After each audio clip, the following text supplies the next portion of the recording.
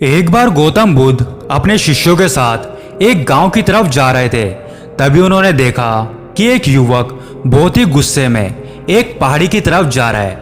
बुद्ध उसे देखते ही समझ गए कि या तो ये किसी की हत्या करने जा रहा है या फिर खुद आत्महत्या करने।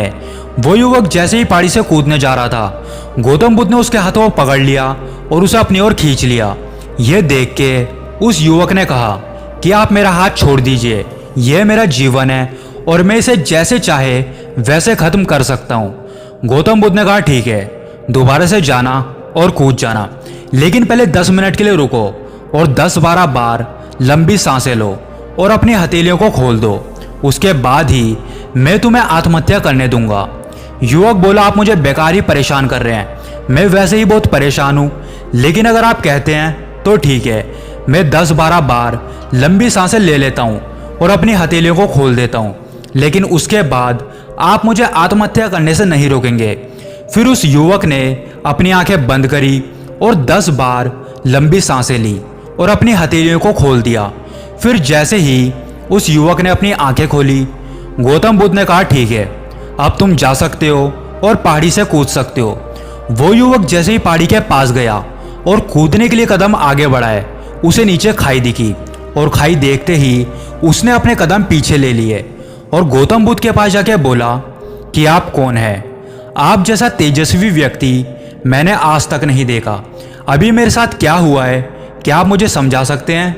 क्योंकि अभी थोड़ी देर पहले तक तो मैं पहाड़ी से कूदने ही वाला था, लेकिन अब एक बहसा उत्पन्न हो गया है। बुद्ध मुस्कुराते हुए बोले कि जब तुम पहाड़ी से कूदने के लिए जा रहे थे, उस वक्त तुम्हारे अंदर क्रोध था और क्रोध सोचने समझने की शक्ति को नष्ट कर देता है। हमारी बुद्धि उस वक्त काम करना बंद कर देती है और उस वक्त तुम वो करते हो जो तुम्हारा मन कहता है। उस समय तुम क्रोधित थे, तुम्हारा मन एक जगह पर नहीं था, तुम खुद को खत्म कर देना चाहते थे।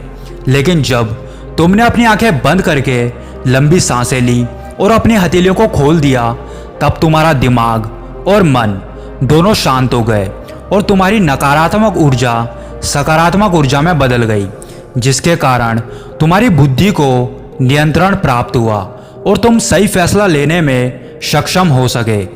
युवक बोला, आप कौन हैं? बुद्ध ने कहा, ये जगत के लोग मुझे बुद्ध कहते हैं। युवक बुद्ध के चरणों में गिर गया और बोला कि हे बुद्ध, आप मुझे अपनी शरण में ले लें। मैं तो अपने पिता को सबक सिखाना चाहता था और इसलिए ही मैं यहाँ पर आत्महत्या करने आया था। बुद्ध बोले कि आत्महत्या करके कोई भी इंसान इस शरीर से कुछ भी नहीं कर सकता। जब तक हमारे पास ये शरीर है तब तक हम कुछ भी कर सकते हैं, किंतु अगर हमारे पास ये शरीर नहीं है तो हम कुछ भी नहीं कर सकते। युवक बोला, आप बिल्कुल सही कहते हैं बुद्ध, लेकिन आप नहीं जानते कि मेरे पिता ने मुझे बहुत अपमानित किया है और मुझे हर बात पे टोकते हैं।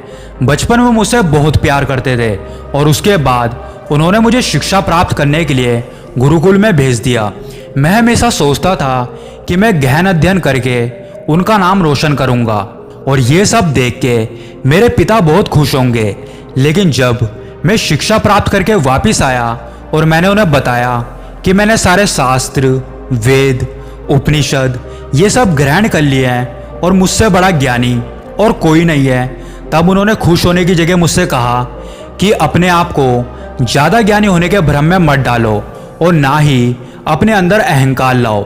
मैं तो बस उन्हें इतना सा दिखाना चाहता था कि मैंने कितना गहन अध्ययन किया है। और उसके बाद मैं बड़े बड़े शास्त्रार्थ में जाने लगा और सभी मेरे ज्ञान से प्रभावित होने लगे।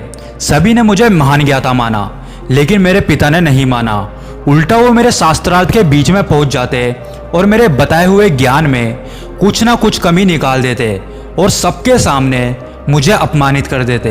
वो मेरे मित्रों को भी अपमानित करते, ये कहकर कि ये तेरा जीवन बर्बाद कर देंगे, क्योंकि वो मेरा साथ देते थे, मेरे ज्ञान की प्रशंसा करते थे।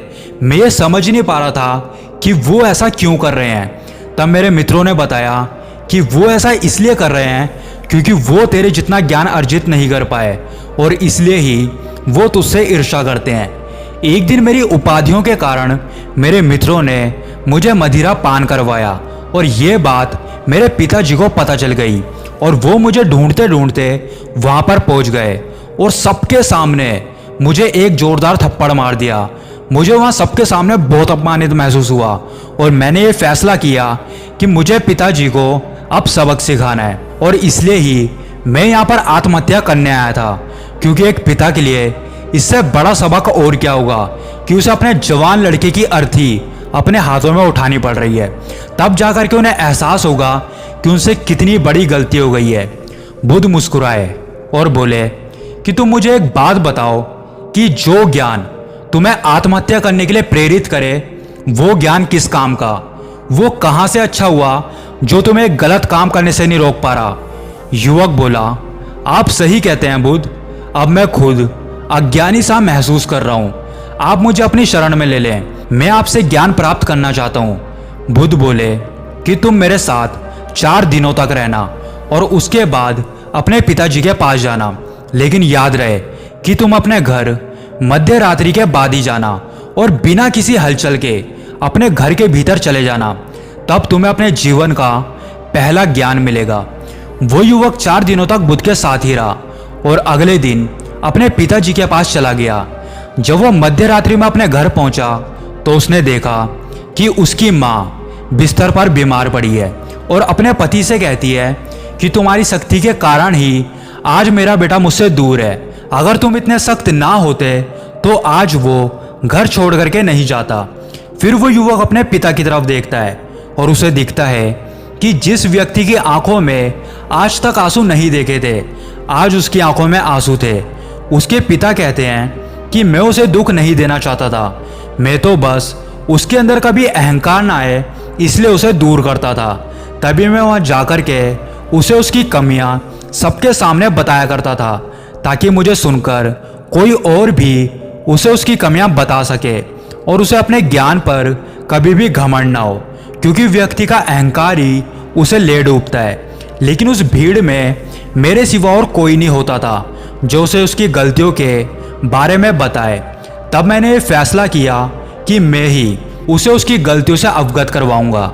लेकिन वो मेरी बात ना सुनकर हमेशा अपने दोस्तों की सुनता था, और जब एक दिन उसने मदिरा पान किया, उस दिन मेरा दिल बहुत दुखा। तब मुझे एहसास हुआ कि शायद मेरी ही परवरिश में कोई कमी रह गई होगी। मैं ही एक अच्छा पिता नहीं बन पाया जो मेरे बेटे ने ऐसा किया। लेकिन तुम चिंता मत करो, मैं उसे कहीं से भी ढूंढ के ले आऊँगा। जितना प्यार तुम उससे करती हो उससे कहीं ज़्यादा मैं उससे करता हूँ। युवक की माँ बोली कि मैंने उसे हर जगह ढूंढा लेकिन वो कहीं नहीं मिला। मेरा दिल कहता है कि यहाँ से कुछ दूर एक गांव में गौतम बुद्ध रुके हैं, वो जरूर वहीं होगा। तुम एक बार उसे वहां जाकर के देखो। ये सारी बातें वो युवक वहीं खड़ा होकर के सुन रहा था। उसकी आंखों से आंसू बह रहे थे। वो चुपचाप वहां से चला गया और गौतम बुद्ध के पास जाके बोला कि हे बुद्ध, अगर उस दिन आपने मुझे आत्महत्या करने से नहीं रोका होता तो मुझसे कितना बड़ा पाप हो जाता। बुद्ध ने उस व्यक्ति से कहा कि इस दुनिया में सबसे बड़ी गलती आत्महत्या करना है। ये जीवन तुम्हें खुद नहीं मिला है, उसे तुम्हें दिया गया है, तो तुम्हें कोई हक नहीं बनता कि तुम उसे नष्ट करो। कल सुबह तुम्हारे पिता यहाँ पर आएंगे, तुम उनके साथ जाके उनके ऋण को उतारना। युवक बोला कि हे बुद्ध, मुझे तो अपना सारा ज्ञान ही व्यर्थ लगता है। मैं आपके साथ यहीं रहकर आपसे ज्ञान प्राप्त करना चाहता हूँ। आप मुझे अपने साथ ही रखिए। बुद्ध बोले कि कल जब तुम्हारे पिता यहाँ पर आएंगे तो तुम उनसे बातचीत करना और उनसे आज्ञा लेना, और अगर तब तुम्हें लगे कि तुम्हें ज्ञान प्राप्ति की ज़रूरत है तो बुद्ध के दरवाजे सबके लिए हमेशा खुले हैं। दोस्तों, इस कहानी से आपने क्या सीखा कमेंट करके ज़रूर बताएं, और जो भी लोग अपनी ज़िंदगी में हार मान गए हैं उन तक ये वीडियो ज़रूर पहुँचाएँ।